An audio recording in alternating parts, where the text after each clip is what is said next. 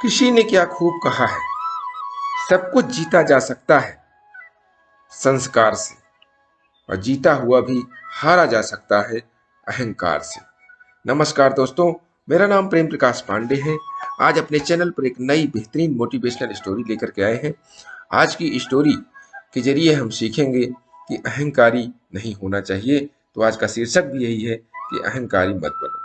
तो चलिए, चैनल को सब्सक्राइब नहीं किया, सब्सक्राइब कर लीजिए और स्टोरी के माध्यम से यह सीखते हैं।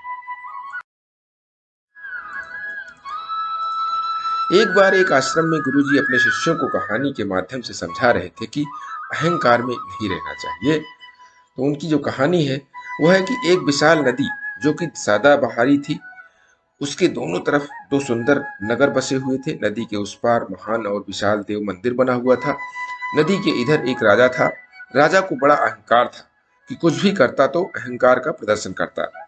वहीं एक दास भी था जो बहुत ही विनम्र और सज्जन था। एक बार राजा और दास दोनों नदी के पास गए। राजा ने उस पार बने हुए देव मंदिर को देखने की इच्छा व्यक्त की। नदी के किनारे दो नावें थी। रात का समय था। एक नाव में राजा सवार हो गए और दूसरी में दास सवार हुआ। दोनों नाव के बीच में बड़ी दूरी थी। राजा रात भर चप्पू चलाता रहा पर नदी के उस पार न पहुंच पाया। सूर्योदय हो गया तो राजा ने देखा कि दास नदी के उस पार से इधर आ रहा है। दास आया और देव मंदिर का गुणगान करने लगा। तो राजा ने कहा कि तुम रात भर मंदिर में थे। दास ने कहा, हाँ जी। और राजा जी, क्या मनोहर देव प्रतिमा थी, पर आप क्यों नहीं आए? अरे मैंने तो रात भर चप्पू चलाया। पर गुरुदेव ने शिष्य से पूछा, बस बताओ कि राजा रात भर चप्पू चलाता रहा फिर भी उस पार न पहुंचा, ऐसा क्यों हुआ, जबकि उस पार पहुंचने में 1 घंटे का समय ही बहुत था। शिष्य बोला, हे नाथ, मैं तो आपका अबोध सेवक हूं, मैं क्या जानूं, आप ही बताने की कृपा करें देव। ऋषिवर बोले कि हे वश, राजा ने चप्पू तो रात भर चलाया पर उसने खूंटे से बंधी रस्सी को नहीं खोला। और इसी तरह लोग जिंदगी भर चप्पू चलाते रहते हैं, पर जब तक अहंकार के खूंटे को उखाड़ कर नहीं फेंकेंगे, आसक्ति की रस्सी को नहीं काटेंगे, तब तक नाव देव मंदिर तक नहीं पहुंचेगी। हे वत्स, जब तक जीव स्वयं को सामने रखेगा तब तक उसका भला नहीं हो पाएगा।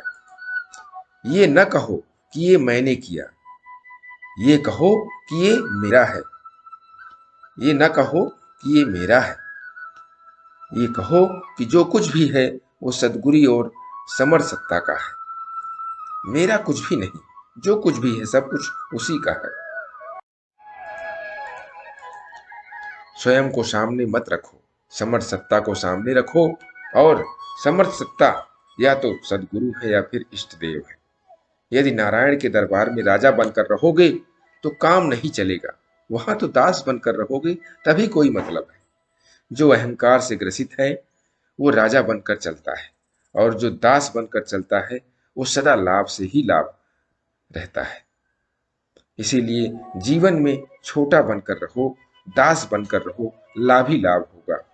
तो दोस्तों, कहानी से सीखने को मिलता है कि हमें अहंकार में नहीं रहना चाहिए, अपने में नहीं रहना चाहिए। अपने आप को छोटा बनाकर रखो, लाभ ही लाभ मिलेगा। इसके लिए प्रतिदिन सुबह 5:30 बजे एक नई कहानी, एक नई उमंग से करें दिन की शुरुआत। तब तक के लिए छोटों से मिले प्यार और बड़ों से मिले आशीर्वाद और भगवान के सहारे के साथ यही कहूंगा कि काम तो सभी करते हैं, पर काम करो जैसा कि उदाहरण बन जाए।